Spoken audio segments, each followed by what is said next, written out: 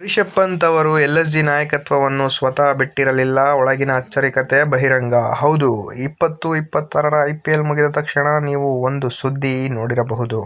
ಅದರಲ್ಲಿ ತಂಡದ ನಿರ್ದೇಶಕ ಟಾಮ್ ಮೂಡಿ ಹೇಳಿರುವ ಪ್ರಕಾರ ಹಾಗೂ ಅವರು ಉಲ್ಲೇಖಿಸುವ ಪ್ರಕಾರ, ರಿಷಬ್ ಪಂತ್ ಅವರು ತಮ್ಮ ಕಳಪೆ ಪ್ರದರ್ಶನದ ಬಳಿಕ ಸ್ವತಃ ನಾಯಕತ್ವ ತ್ಯಜಿಸಲಿಲ್ಲ.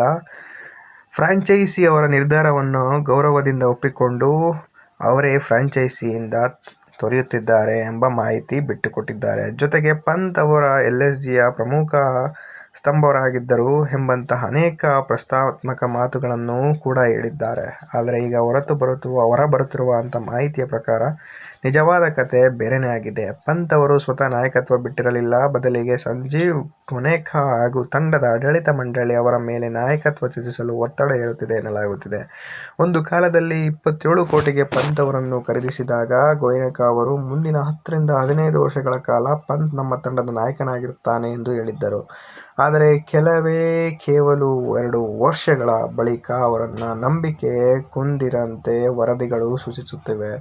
ತಂಡ ಮತ್ತು ಪಂತ್ ಇಬ್ಬರ ಪ್ರಾತಿನಿಧ್ಯಕ್ಕೆ ಧಕ್ಕೆಯಾಗದಂತೆ ನಾಯಕತ್ವ ಬದಲಾವಣೆಯನ್ನು ಸುಗಮವಾಗಿ ನಡೆಯಲು ಪಂತ್ ಸ್ವತಃ ರಾಜೀನಾಮೆ ನೀಡಿದ್ದಾರೆ ಎಂಬ ರೀತಿಯಲ್ಲಿ ಕತೆಯನ್ನು ಮೂಡಿಸಿದ್ದಾರೆ ಹಾಗೂ ಹೇಳಲಾಗುತ್ತಿದೆ. ಏಕೆಂದರೆ ಪಂತ್ ಅವರ ವೈಯಕ್ತಿಕವಾಗಿ ಪ್ರದರ್ಶನವೂ ಉತ್ತಮವಾಗಿರಲಿಲ್ಲ. ತಂಡದ ಫಲಿತಾಂಶವೂ ಕೂಡ ನಿರೀಕ್ಷಿತ ಮಟ್ಟದಲ್ಲಿರಲಿಲ್ಲ. ಇದೇ ಪಂತ್ ಅವರು 20-25ರ ಮೆಗಾ ಹರಾಜಿನಲ್ಲಿ 27 ಕೋಟಿಗೆ ಖರೀದಿಸಲ್ಪಟ್ಟಿದ್ದರು. ಆಗ ಅವರು ಐಪಿಎಲ್ ಇತಿಹಾಸದ ಅತ್ಯಂತ ದುಬಾರಿ ಆಟಗಾರರಾಗಿದ್ದರು. ತಂಡದ ನಾಯಕತ್ವವೂ ಅವರಿಗೆ ನೀಡಲಾಗಿತ್ತು. ಆದರೆ 20-25 ಮತ್ತು 20-26ರ 2 ಋತುಗಳ ತಂಡ ಹಾಗೂ ಪಂತ್ ಇಬ್ಬರ ಪ್ರದರ್ಶನವೂ ನಿರಾಸೆ ಮೂಡಿಸಿತ್ತು. ಟೂರ್ನಮೆಂಟ್ ಮುಗಿದ ಬಳಿಕ ಎಲ್ಎಸ್ಜಿ ಅಧಿಕೃತವಾಗಿ ಪಂತ್ ನಾಯಕತ್ವ ತ್ಯಜಿಸಲು ಮನವಿ ಮಾಡಿದ್ದಾರೆ ಮತ್ತು ನಾವು ಅದನ್ನು ಗೌರವದಿಂದ ಒಪ್ಪಿಕೊಂಡಿದ್ದೇವೆ ಎಂದು ಹೇಳಿತ್ತು. ಟಾಮ್ ಮೂಡಿ ಅವರ ಹೆಸರಿನಲ್ಲಿ ಹೊರಬಂದ ಹೇಳಿಕೆಯಲ್ಲಿ, ಇಂತಹ ನಿರ್ಧಾರಗಳು ಸುಲಭವಲ್ಲ. ನಾಯಕನಾಗಿ ತಂಡಕ್ಕೆ ನೀಡಿದ ಕೊಡುಗೆಗಳು ಹಾಗೂ ಪಂತ್ ಅವರಿಗೆ ಋಣಿಯಾಗಿದ್ದೇವೆ ಎಂದು ತಿಳಿಸಲಾಗಿದೆ.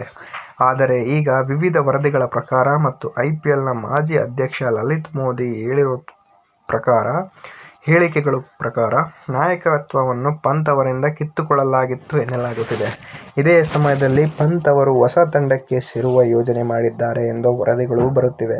ತಮ್ಮ ಸಹಾಯದ ಆಟಗಾರರೊಂದಿಗೆ ಇದರ ಬಗ್ಗೆ ಚರ್ಚಿಸಿ ನೋಡಬೇಕು ಎಂದು ಕೂಡ ಹೇಳಿದ್ದಾರೆ.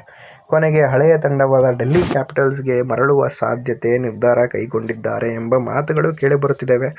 ನಂತರ ಎಲ್ಎಸ್ಜಿ ಹಾಗೂ ಡೆಲ್ಲಿ ಕ್ಯಾಪಿಟಲ್ಸ್ ನಡುವಿನ ಟ್ರೇಡ್ ಕುರಿತು ಸುದ್ದಿಗಳು ಹರಿದಾಡಿದವು. ಅದರ ಪ್ರಕಾರ ಕುಲ್ದೀಪ್ ಯಾದವ್ ಅವರನ್ನು ಎಲ್ಎಸ್ಜಿಗೆ ಪಡೆಯಬಹುದು ಮತ್ತು ಬದಲಿಗೆ ಪಂತ್ ಅವರನ್ನು ಡೆಲ್ಲಿ ಕ್ಯಾಪಿಟಲ್ಸ್ ಮರಳಿ ಬರುವ ಸಾಧ್ಯತೆ ತುಂಬಾ ಇದೆ. ಚರ್ಚೆಗಳು ನಡೆದಿದ್ದಾವೆ ಎಂದು ಸುದ್ದಿಗೋಷ್ಠಿಯಲ್ಲಿ ತಿಳಿದುಬಂದಿದೆ. ಹೀಗಾಗಿ ಈ ವರದಿಗಳ ಪ್ರಕಾರ ಪಂತ್ ಸ್ವತಃ ನಾಯಕತ್ವ ತ್ಯಜಿಸಿದ್ದಾರೆ ಎಂಬ ಕತೆ ಕೇವಲ ಹೊರಗಿನ ಚಿತ್ರಣವಾಗಿತ್ತು ಅಷ್ಟೇ ಬಿಟ್ಟರೆ ನಿಜವಾಗಿಯೂ ಅವರಿಂದ ನಾಯಕತ್ವವನ್ನು ಕಿತ್ತುಕೊಳ್ಳಲಾಗಿದೆ ಎಂಬುದೇ ಒಳಗಿನ ಕತೆ.